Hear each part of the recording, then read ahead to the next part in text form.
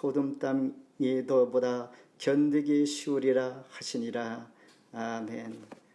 인사하십니다. 좋은 날 온라인 예배로 우리 함께 모여 예배하는 모든 분들 환영하며 또한 주의 이름으로 축복합니다. 한 주간도 은혜 가운데 건강 주신 줄 믿고 오늘 예배를 통하여 말씀 가운데 우리의 회복과 새심과 또한 하나님의 은혜를 입어서 무더운 이 여름날 또한 승리하는 모두가 되기를 바랍니다. 오늘 주신 말씀의 제목 이 세대입니다. 세례 요한과 예수님은 공생애를 시작하면서 이렇게 외칩니다. 회개하라 천국이 가까이 왔느니라. 이렇게 세례 또한 회개 또한 천국 복음을 전할 때에 듣는 자들이 매우 무관심했다는 것입니다. 그때에 예수님께서는 12절에 이렇게 말합니다. 세례 요한의 때부터 지금까지 천국은 침노를 당하나니 침노하는 자는 빼앗느니라. 천국을 마치 침노하는 것처럼 열정적으로 적극적으로 다가와야 천국을 소유할 수 있다. 이렇게 주님 말씀하십니다. 그러면서 이 세대는 마치 어린 아이들이 당시 바리새의 주의 사상으로 말미암아 무거운 규칙, 규정 그리고 율법 전통에 의해서 그들에게 큰 짐이 되었습니다. 무겁게 그들이 심겨할 때 하나님께서 그들을 향하여 이 세대는 이와 같다. 그리고 세례 요한은 억울하게 감옥에 지금 갇혀 있습니다. 그에게 무거운 고통과 고난, 주님을 의지하여 복음을 전하다가 갇힌 그에게 또한 하나님은 위로의 말씀을 주시며 이와 같은 상황이 바로 오늘 주시는 말씀 이 세대 이렇게 말씀하십니다. 옥에 갇힌 세례 요한은 3절에서 이렇게 말합니다. 자기의 제자들을 예수님께 보내어 오실 그의 메시아가 당신이오니까 우리가 다른 일을 기다려오이까 이렇게 매우 엉뚱한 질문을 합니다. 메시아를 예비하고 또한 그 길을 준비하는 자로 복음을 전하던 그가 고통과 어려움을 당할 때에 고난을 당할 때에 이런 질문을 할 수가 있다는 것입니다. 이와 같이 사람들은 어려움이 또한 짐이 무겁고 힘든 일이 생기면 엉뚱한 질문과 또한 스스로가 너무 힘들어서 무거운 짐 때문에 전혀 예상할 수 없는 태도를 보이는 것을 오늘 말씀에서 보여주는데 예수님은 이런 자들에게 28절에 수고하고 무거운 짐진 자들아 다 내게로 오라 내가 너희를 쉬게 하리라. 이 말씀은 여러분 짐이 무거울지라도 예수님께 나오면 무거운 짐도 가벼워지고 어려운 문제도 어려운 것 같으나 쉽다. 그리고 은혜를 입으면 평안과 주 안에서의 능히 감당할 수 있는 힘이 샘솟게 된다라는 말씀입니다. 그러므로 진리가 너희를 자유케 하리니 오늘 주님 안에서만이 참된 자유, 무거운 짐, 염려, 근심이 주 안에서 평안으로 찾아오는 유일한 길인 것을 소개하면서 이 세대 어떤 세대인가? 첫 번째 장터에 앉아서 비판하는 사람들을 비유로 말씀하십니다. 16절 우리 함께 읽겠습니다. 이 세대를 무엇으로 비유할까? 비유하건대 아이들이 장터에 앉아 제 동물을 불러. 17절도 같이 읽습니다. 이르되 우리가 너희를 향하여 피리를 불어도 너희가 춤추지 않고 우리가 슬피 울어도 너희가 가슴을 치지 아니하였다 함과 같도다. 우리가 살고 있는 이 시대, 지금 코로나 시대를 살고 있습니다. 잠시 지나면 모든 것이 해결이 될 줄 알았는데 장기화 되니 우리는 어떤 생각을 하는가? 올 것이 왔구나 이런 생각을 합니다. 그러면서 우리는 이제 우리가 살아가는 이 시대에 마치 코페르니쿠스적 사고의 전환이 필요합니다. 코페르니쿠스는 지구가 돈다라고 말했습니다. 그런데 사람들은 처음에 믿지 않았습니다. 태양이 지구를 돈다라고 그랬습니다.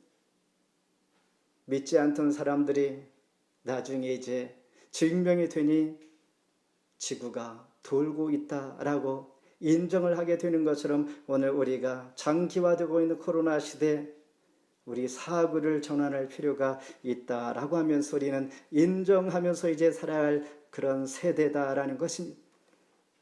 오래전 신학자와 생태학자들은 기후 변화에 따른 변화와 경고의 나팔을 많이 전했지만은 사람들은 그때가 과연 오겠는가라는 생각을 하고 별로 관심을 가지지 않았습니다. 그런데 우리 현실이 이렇다 보니까 이제 그들의 소리를 듣게 되는 것이고 들리는 것이었습니다. 지구가 사람들이 인구가 많아지고 그리고 인간이 또한 많은 사회의 환경 오염과 인간이 낳은 그런 많은 일들로 인하여 지구의 14%를 차지하던 그 땅이 인구가 늘어나면서 77%의 땅을 사람이 차지하고 살게 되면서 어떠한 일이 벌어지는가? 동물들이 살아가는 땅이 점차 좁아진다는 것입니다. 그러면서 동물 속에 살아가던 바이러스들이 사람과 더불어 살기 위해서 바이러스가 인간에게 넘어온 것이, 그러므로 앞으로는 우리가 바이러스와 공존하면서 살아야 할 뉴노멀의 시대가 되었다라는 것입니다.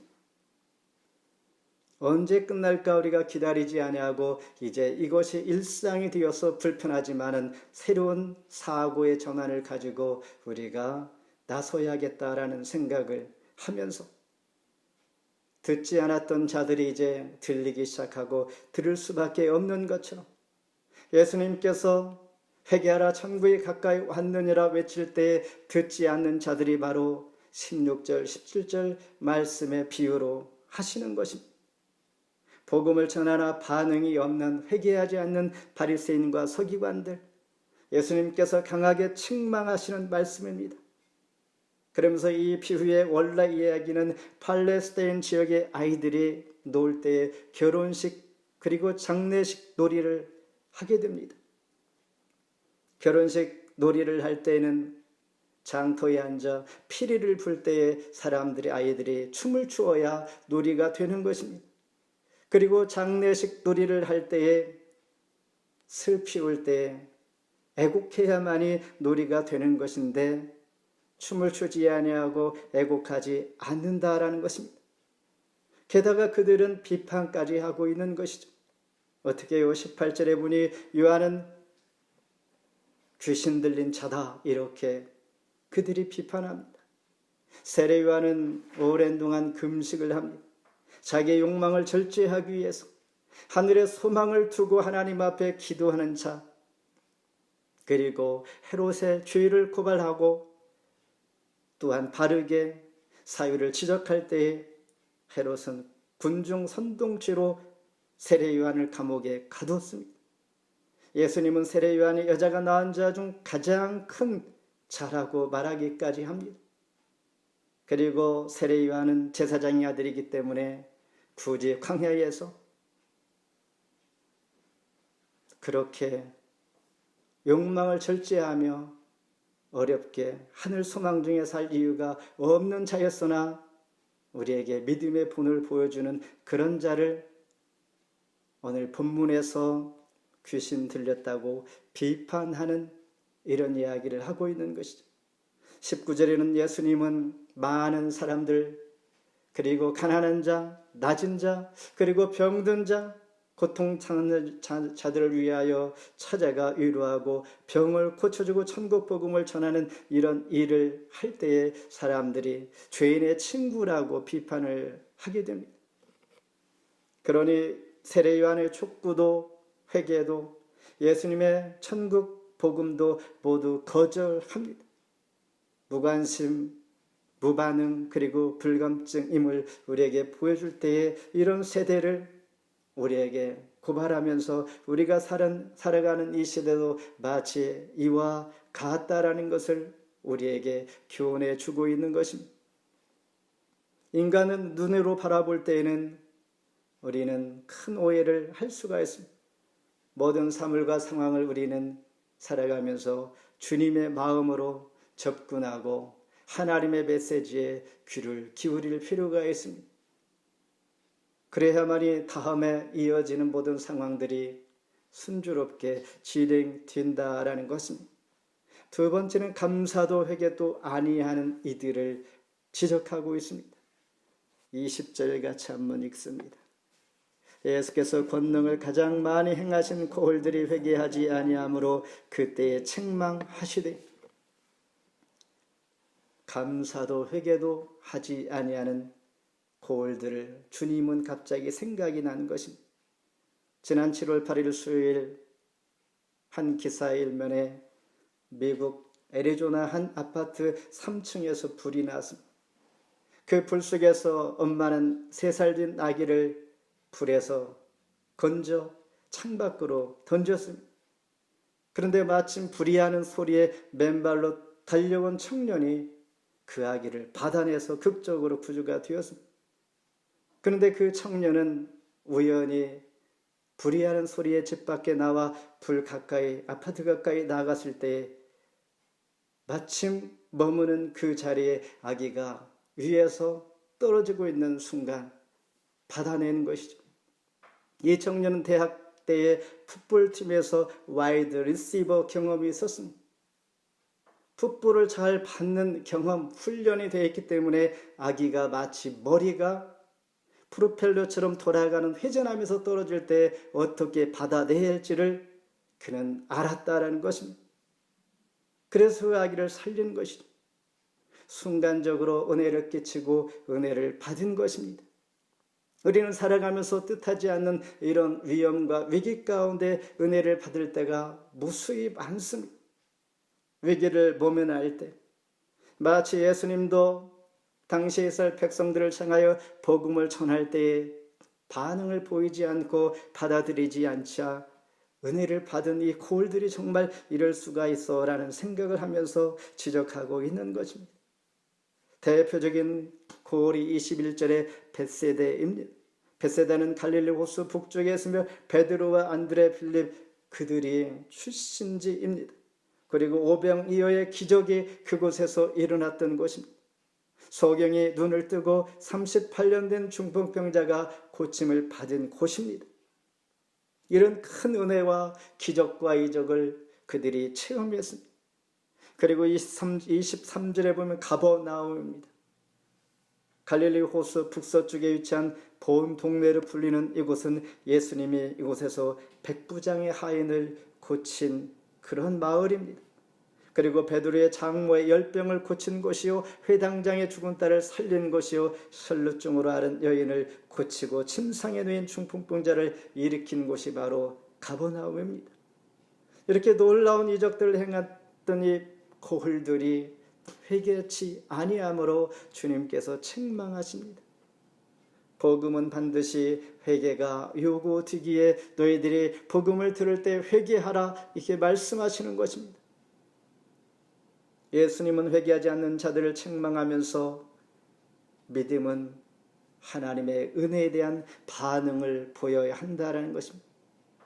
반응이 없는 이들은 결국 스데반을 돌로 쳐 죽이는 일까지, 그리고 예수님을 십자가에 못 박으라 외치면서 예수님을 죽이는 일까지 했던 자들입니다.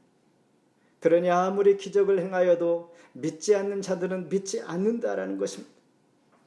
정말 믿는 자들은 이런 기적을 보지 않아도 믿는다라는 것입니다. 병 고침을 받고 체험을 하고 이적을 행하고 믿지 않는 사람들은 믿지 않는다라는 것입니다. 결국 믿음은 결단이고 선택입니다. 저와 여러분이 믿음을 선택한 것, 우리가 이 땅에 살아가는 것 가장 위대하고 탁월한 선택인 줄 믿으시기를 바랍니다. 마지막으로 심판날 견디기가 어렵게 될 것이다 라는 것, 24절 같이 읽습니다. 내가 너에게 이르노니 심판날에 소돔 땅이 너보다 견디기 쉬우리라 하시니라. 소돔과 고모라는 방탕하고 음란한 도시의 상징입니다. 결국 죄악으로 하늘에서 유황불이 내려 불탄 곳. 그런데 교만한 가버나움을 향하여 심판날에 소돔 땅이 너보다 더 견디기 쉬우리라. 소돔보다도 더 교만하고 악하다. 즉 하나님의 심판을 피할 길이 없다라는 말씀입니다. 그렇다면 심판은 주님께서 왜 말씀하시는가? 생명을 살리기 위한 메시지입니다. 예를 들어서 어떤 사람이 건강검진을 받았는데 암덩어리가 발견되었어요. 의사가 말하기를 이 암을 제거하지 않으면 생명을 잃게 됩니다 라고 경고합니다. 이 경고라는 것은 그를 죽게 하려고 하는 것이 아니라 생명을 되찾게 하려는 경고라는 것. 이처럼 주님의 심판의 메시지도 마찬가지입니다. 그래서 요한복음 20장 29절에 예수께서 너는 나를 본고로 믿느냐? 보지 못하는 믿는 자들은 복되도다 하시니라. 믿는 자들은 보여주지 않아도 믿게 됩니다. 믿지 않을 자들은 아무리 무엇을 보여주고 어떠한 방법을 동원할지라도 믿지 않습니다. 마음이 완악하기 때문입니다. 나는 누구인가? 은하계 속에 150억 개의 별들이 있습니다. 그 중에 아주 작은 별 하나가 바로 지구별입니다. 지구별 안에 67억 명이 살고 있습니다. 그 중에 그러니까 나는 은하계 대표로 볼 때에 나는 낯승이요 그냥 먼지에 불과합니다.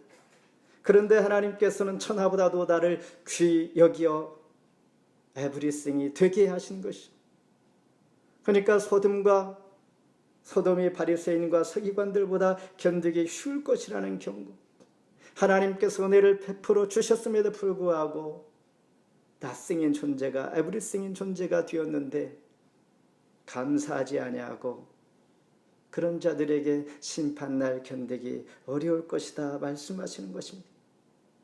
성경이 나오는 모든 이야기는 남의 이야기가 아닙니다. 바로 우리의 이야기입니다.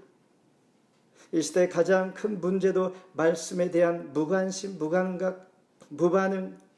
하나님 말씀이 선포되고 증거될 때 붙들고 말씀 적용하면서 한 주간 살아야지라는 마음의 결단이 필요하지. 결단하지 아니하면 소용이 없다라는 것입니다. 말씀을 맺습니다. 이 세대 예수님의 비유는 단지 바리새인과 서기관, 즉 율법사들을 비난하고 책망하기 위함이 아닙니다. 장터에 앉아 비판하는 그런 사람들에게 주는 교훈의 메시지. 주님의 마음으로 모든 일을 우리는 접근해야 합니다. 하나님의 복음의 메시지에 반응을 보이고 바른 판단, 인정하고 이해하고 왜 그렇게 말씀하실까라는 우리 긍정적인 태도가 중요합니다. 우리가 날마다 살아가는 순간순간 은혜인 것을 우리는 감사하면서 회개하면서 하나님께서 베푸신 것을 우리는 어떻게 감사합니까? 주님을 찬송하고 예배하고 말씀 가까이 주님의 말씀을 귀 기울이는 것입니다. 믿을 자는 믿습니다. 믿지 않을 자는 어떠한 것을 보여줄지라도 믿지 않는 것입니다. 결국 심판날 견디기 어려운 것, 우리를 귀하게 여겨 생명 또한 회복시켜 주기 위한 하나님의 경고의 메시지입니다. 호세아 6장 6절에 나는 인애를 원하고 제사를 원치 아니하며 번제보다 하나님을 아는 것을 원하노라. 하나님 알기를 힘씁시다. 결국은 내가 사는 것이요 내가 위로를 받는 것이요 열매를 맺게 되는 것입니다. 교회는 어떤 것입니까? 우리가 잘 먹고 잘 살자고 하는 교회의 메시지가 아니라 교회는 자신이 죄인인 것과 죄에서 어떻게 구원받은 것과 하나님의 은혜를 입어서 이 세상을 이길 수 있는 힘과 위로와 능력을 얻게 하는 곳이 교회인 것입니다. 내 자신을 발견하게 하는 것입니다. 내가 회개할 수 있게 하시고 깨닫게 하시는 것입니다. 그러면서 주님은 늘 우리를 초대하십니다. 무거운 짐진 자들아 다 내게로 오라 내가 너희를 쉬게 하리라. 세상의 무거운 짐, 고통, 고난 주님 부르실 때에 듣고 하나님 앞에 나아가야 합니다. 그래서 15절에 보면 귀 있는 자는 들을지어다 그랬습니다. 듣지 아니하면 어쩔 수 없다는 것이요. 그러나 귀 있는 자 하나님의 지혜 말씀을 귀고려 마음을 열어 하나님 앞에 나오라 초청하고 있는 것입니다. 기도하겠습니다. 하나님 감사합니다. 오늘도 우리를 사랑하시고 하나님의 은혜 가운데 여기까지 인도하신